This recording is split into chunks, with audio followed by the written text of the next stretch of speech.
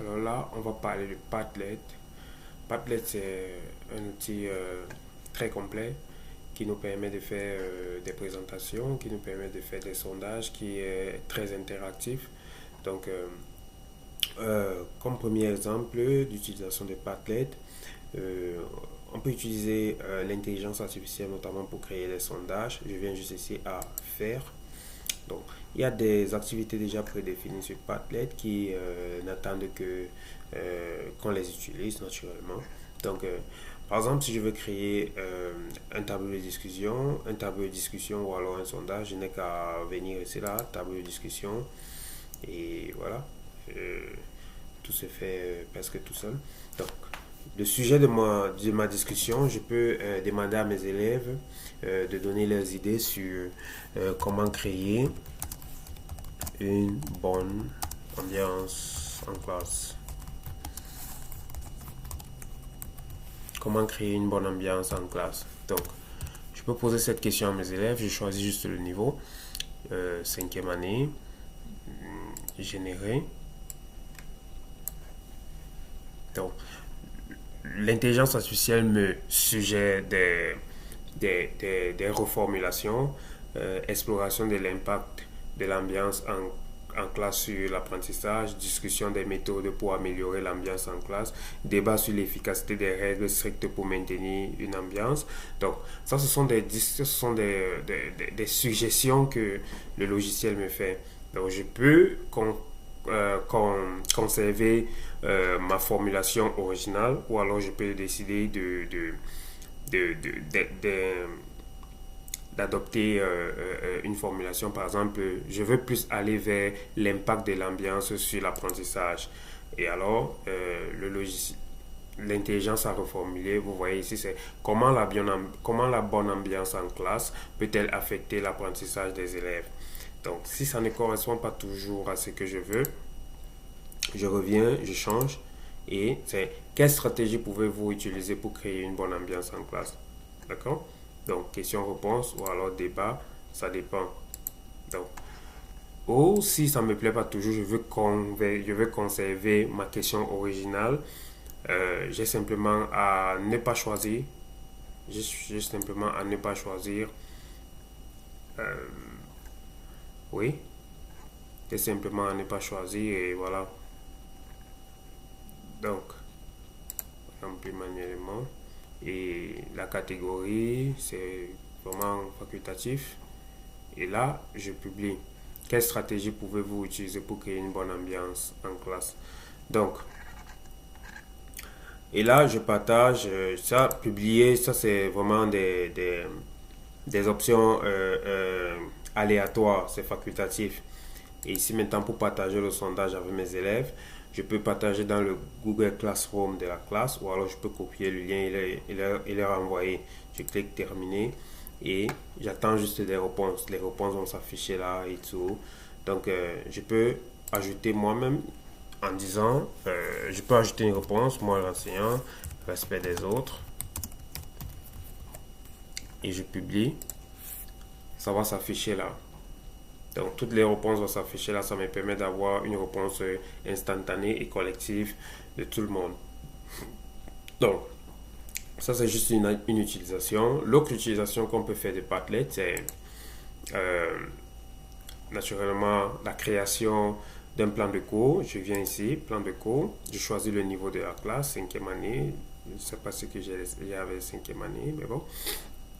Objectif du sujet de la leçon, ça sera les fractions, par exemple. Oui, j'aime bien les fractions.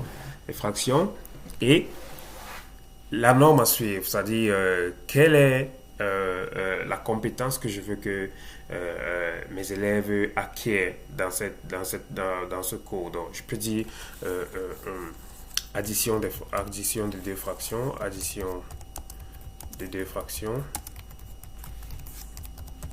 Ça, c'est l'objectif, ma norme, ou du moins la compétence que je veux qu'ils acquièrent. Donc, je fais juste créer et pendant ce temps, l'intelligence artificielle se charge de me proposer un plan de leçon et c'est très intéressant. Donc, on attend et voilà. Donc, l'intelligence artificielle m'a proposé un objectif, un plan avec des objectifs d'apprentissage, des objectifs pédagogiques, des évaluations, la clôture et des devoirs à faire à la maison. Est-ce que vous vous rendez compte de ça? Donc, j'ai ici les objectifs, comprendre les fractions, j'ai les activités pédagogiques, qui est l'essentiel, j'ai les ressources, toutes les ressources avec de la documentation que l'intelligence artificielle me propose, évaluation, quiz rapide, calcul de correction des feuilles, et aussi la clôture, discussion en groupe, et le biais de sortie, tout est inclus avec les devoirs à faire à la maison. Donc, rien de plus facile pour moi que de prendre juste ça et d'organiser et peut-être que saisir, imprimer et c'est tout. J'ai plus à réfléchir sur quoi que ce soit. Donc, le troisième élément qu'on va voir, c'est qu'on peut faire avec Padlet, c'est le travail collaboratif. Le travail collaboratif que je vais vous montrer, c'est ce qu'on a fait en classe avec des camarades. Donc, le sujet de notre travail, c'était les perspectives autochtones. Les perspectives autochtones, ici, nous avons travaillé dessus, nous étions 4 ou 5 personnes. Vous allez remarquer que Padlet permet ce travail en commun là et on a juste eu à partager le lien de ce Padlet et tout le monde avait accès. Donc, chaque couleur là représente chaque utilisateur différent. Vous voyez les noms là. Donc, chacun venait avec son idée. Il y avait d'autres qui parlaient sur le plan culture autochtone et l'autre section des gens ont parlé de l'utilisation des mathématiques dans la culture autochtone. Après d'autres ont parlé des langues autochtones, d'accord. Donc ça permet d'avoir un travail collaboratif. D'autres ont parlé des perspectives autochtones sur le climat, résilience et tout. Donc on peut utiliser cet outil là, le mode de vie, ouais. On peut utiliser cet outil là pour un travail de groupe, pour faire un exposé par exemple. Et ce qui est génial, c'est qu'on peut aussi présenter. C'est-à-dire, après avoir fait le travail de recherche et collecter les informations, on peut présenter. Il suffit juste de venir sur le petit triangle qui est là. On clique là et ça s'affiche sous forme de présentation de diapo. Donc, les gens qui sont dans la salle, l'audience, ou alors les spectateurs, ou alors les autres élèves. Donc, dans le cas des élèves, ils ne pourront pas scanner, mais dans le cas d'un cadre professionnel ou universitaire, ils n'ont qu'à scanner ce code QR et ils auront accès à ce Padlet. Donc, vous avez vu là, on a 55 diapos. Bon, on peut avoir moins ou plus en fonction du contexte. Donc, chaque diapo représente le travail de chacun et avec les images qui vont avec. Et les images ont été totalement générées par l'IA intégrée dans Padlet. Donc, c'est un outil qui est très puissant. Donc, l'utilisation et la limite vont dépendre absolument et totalement de votre imagination. Donc, on peut faire les diapos, on peut faire défiler les diapos de manière manuelle, comme je fais là, ou alors automatique, comme c'est écrit ici, et ça va défiler. Donc, vous voyez qu'en un seul outil, on a combiné Google Slides ou bien PowerPoint, on a combiné un moteur de recherche, on a combiné un générateur d'outils, un générateur de plans de cours. Bref, c'est vraiment complet. Donc, voilà ce que je pouvais vous dire sur Padlet. Vous voyez, il y a tellement de choses à faire là. Et le plus intéressant sur ça, c'est le côté collaboratif. Plusieurs personnes peuvent travailler sur Padlet en même temps. Et voilà. Donc, j'espère que vous avez apprécié. Merci.